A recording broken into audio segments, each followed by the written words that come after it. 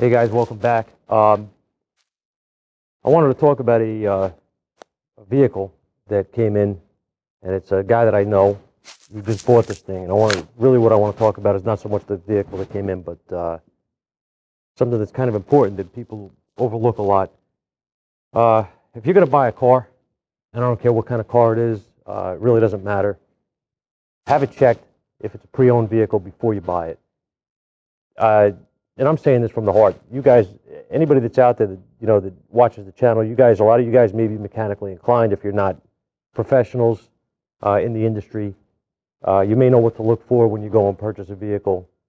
Some of you may not. I don't know. But if you're not sure, if you're buying something that's not something you're familiar with, or if you're just generally not a car person, you're just buying something for transportation or whatever, or because you think it's cool looking, whatever the case is. You want to buy a toy to play around with on weekends, whatever. Before you buy it, have a mechanic check the car. I can't stress it enough. I see this too much, and I'm one of those guys that it bothers me when it happens, because you get a car in, we're in business, obviously, you're here to make a living, but nobody likes to hear that somebody just spent a number of thousands of dollars on something, and they think that it's going to be something relatively small to fix when it comes in, and it turns into a rather large disaster like this crap that I got here. I'm going to tell you what happened with this, just so we can give you a little bit of a diagnostic routine in the video, but I'm not going to go real deep here, okay? This is, and I will show you, this is a 2010 Land Rover LR2, and it's got the inline 6 cylinder, okay, Volvo designed engine, Ford, Europe, whatever. This truck has 76,000 miles on it. The truck is, clean inside and out, relatively good looking vehicle. It's a 2010 for the age. It's a nice looking truck.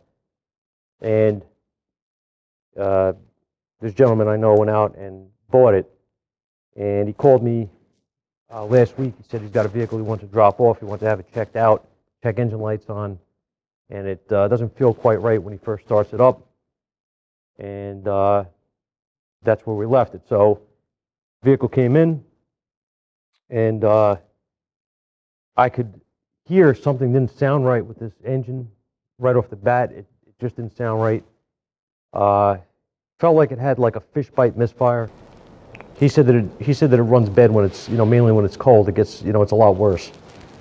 So with that said, I told him drop it off, leave it here. We'll take a look, see what we have, and I scanned it for codes.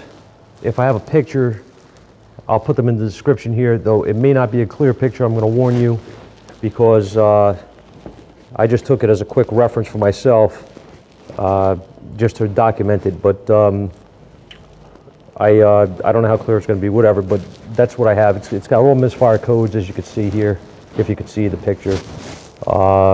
It's got an intake runner code, a bunch of stuff going on here. So, of course,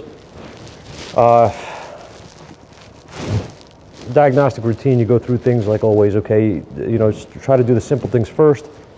What I wanted to do with this truck is I wanted to clear the codes, being that it had a ton of codes in the modules, and I just wanted to see what comes back. Random misfire came back, multiple cylinder misfires came back after running it for a very short time. Now, again, it was warm, I felt the fish bite misfire. I decided to let this thing cool down overnight, and I wanted to see what it felt like in the morning when I came in when it was dead cold. Sure enough, when I started it, it had an absolute multiple cylinder misfire, okay? I didn't want to screw around with it. I got the scope, and I'll show you what we had. All right, so what we did first is, I'm gonna zoom in on this in a minute. I just want to explain what we did. I synced the number 1 ignition coil trigger, which is the blue trace, and I put an amp clamp on the battery. This guy right here, Pico. For you guys that ask, it's a TA167 available from AES Wave. Highly recommend buying from them, okay? Now, once I set this up, I disconnected the fuel and I cranked the engine. This is two separate cranking events because this thing only cranks for a short period of time on its own. It's a push button start. So as I crank it, it will stop cranking after it doesn't start for, you know, a number of seconds, okay? So I did it twice, and I'm going to zoom in. Doesn't really matter on which one because they're both broke, so we'll zoom in here. And if you notice, this is why I want to touch on this real fast too. This is why running a compression test with a gauge can ruin your day. You will only see peak pressure when you run a compression test with a gauge. All right, you will not see variables due to the Schrader valve. Okay, it will trap the pressure, whatever it is, and you will not see anything else. Okay, you will not see a failure. Like for instance, if you look here, we have 181 psi on this thing here, and if I raise it up to the other part here, we're at 190. Okay, so whatever the peak was there, 190, it's going to be, that's what it's going to show on the gauge. You're not going to see the rest of this waveform. If I go down and I look right here, follow my mouse right here, I'm at 156, 157 psi, and even lower actually on the other one. Okay, I'm at 153, roughly 152, 153. All right, so that's why I don't like to use a gauge. And if you notice here, this entire revolution here, this is cylinder 1, this is cylinder 1. So across the board here, it looks good. But as it continues to crank, look what happens, right? Again, this is the sync on number 1. See the difference? See the dropout? There's 2 cylinders, right? So if I go to the next cranking event, you can see again, looks, I mean, there is variances here, but you can see it's relatively even, okay? It's not terribly off like on the other waveform, right? And as it continues to crank, you see it's up and down. It's not, this is not good, okay? But what I'm saying is it's relatively close until you get here. From here to here, if you see that, okay, notice the difference in these peaks, okay? You have multiple cylinders that are dropping out, okay? You have multiple cylinders dropping out. So, right off the bat there, I didn't like it. I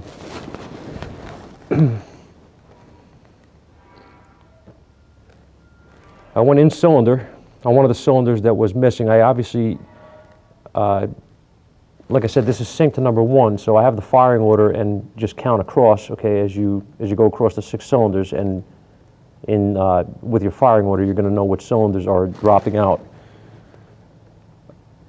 So now, I went in cylinder on multiple cylinders. I'm just going to show you the one here for giggles.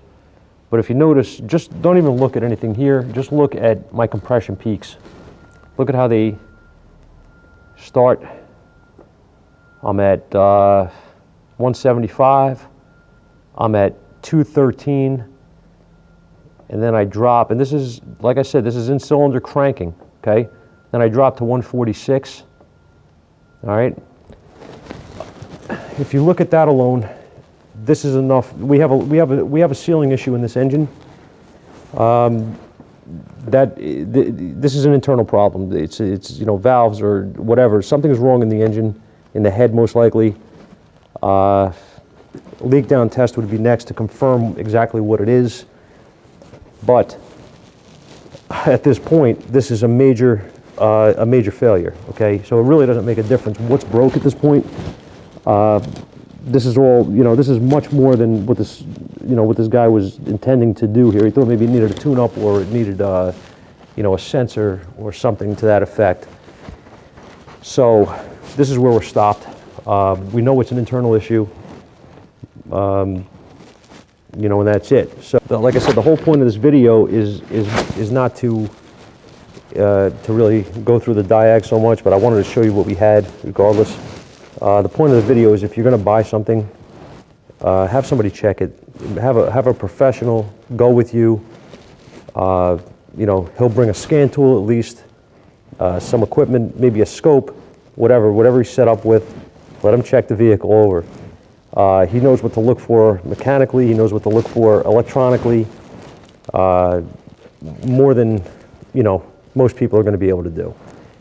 If this thing had been checked out, if he had brought this here before he purchased it, I would have laughed at the guy that was trying to sell it and told him to move on.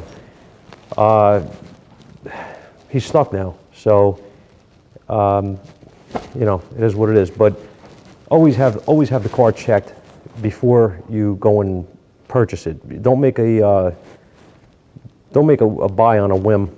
It's not worth it. You're gonna pay for it later.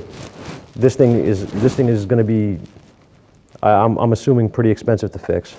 So that's pretty much all I got for you today, guys. I'm hoping that this will get across and spread the word. It's smarter to spend a couple of dollars at a shop that is that's professional, and they're not going to steer you wrong and make you buy something that's going to be a money pit. So I hope it helps somebody. Look out for scams and used cars, because there's a ton of them out there. And for the record, this isn't just private sales. I'm talking about for dealers, used car lots, all that stuff too. They will absolutely take advantage of you, and you will get stuck with a car that they'll tell you there's a 30-day warranty on or something like that or whatever, and then you'll have a major failure and you'll be stuck. So just have the vehicle checked as best as possible. At least you have peace of mind that you're not going to get caught. Nothing's perfect. I get that. You know what I mean? There's always a chance that you're going to buy something and then down the road, a couple months, something's going to turn up and break. But if you have a pro check it out, you're going to have a whole lot less chance of getting a major failure like this right out of the gate. Okay? See you later, guys.